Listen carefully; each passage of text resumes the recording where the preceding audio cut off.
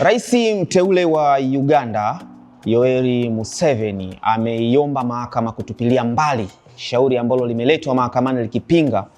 uchaguzi ambao yeye umemweka nafasi hiyo ya kusubiria kuapishwa. Na Museveni amezungumza kupitia mwanasheria wake akisema uchaguzi huo ulikuwa ni wa haki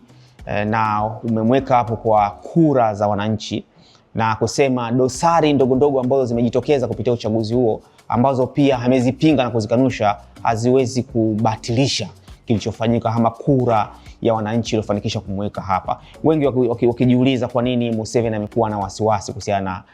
na hilo, lakini mpinzani wake amesema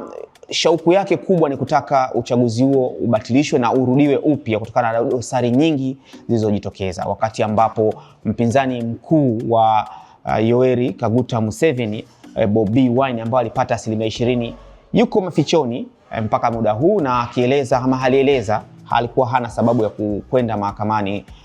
kupinga uchaguzi huo, akidai kwamba uchaguzi ulikuwa tayari ni batili. Una maoni gani kuhusiana na hiki ambacho kitaleta mtazamo mpya huku akisubiria maamuzi ya jaji ndani ya siku 30?